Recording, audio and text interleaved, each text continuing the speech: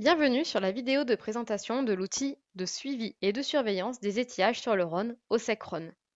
Cet outil a été développé pour Decos-Caco, qui doit envoyer des bulletins de situation hydrologique et d'étiage de façon mensuelle à l'Adréal.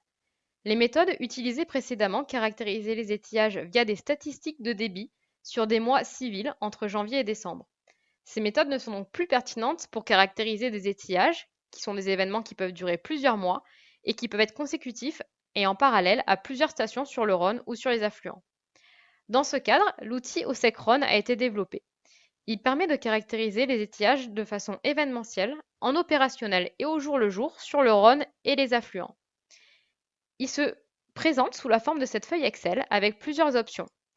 Il est possible de voir ce qu'il se passe actuellement, de rejouer un événement particulier ou de rejouer une période d'étiage.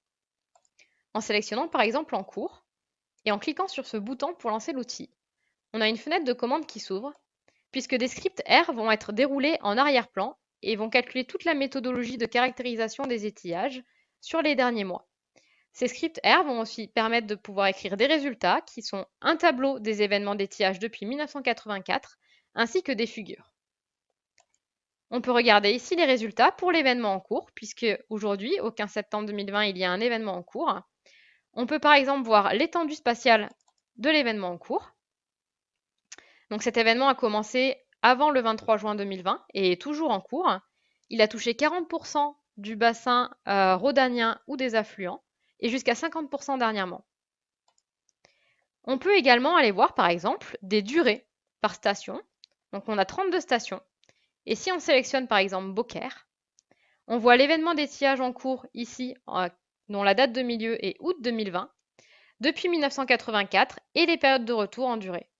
On voit donc que l'événement en cours a une période de retour inférieure à 5 ans, mais on voit également que d'autres événements d'étiage ont touché Beaucaire depuis 1984, notamment un événement en 2019 avec une période de retour proche de 10 ans, ou en 2017 avec une période de retour supérieure à 30 ans. Autre exemple, il est possible d'aller voir des cartes. On voit ici la durée de l'événement d'étiage en cours, à gauche sur les affluents et à droite sur les bassins versants intermédiaires du Rhône. On voit ainsi que l'événement qui est toujours en cours a une période de durée très forte, entre 20 et 35 ans, sur la Saône, un peu moins forte sur les bassins versants intermédiaires du Rhône puisqu'elle est inférieure à 5 ans. La deuxième option de l'outil OSEC permet de rejouer un événement particulier. Si on sélectionne l'événement en cours, donc août 2020, on peut le comparer à ceux des années précédentes. On retrouve alors ce genre de carte, donc à gauche toujours nos affluents et en bas nos bassins versants intermédiaires.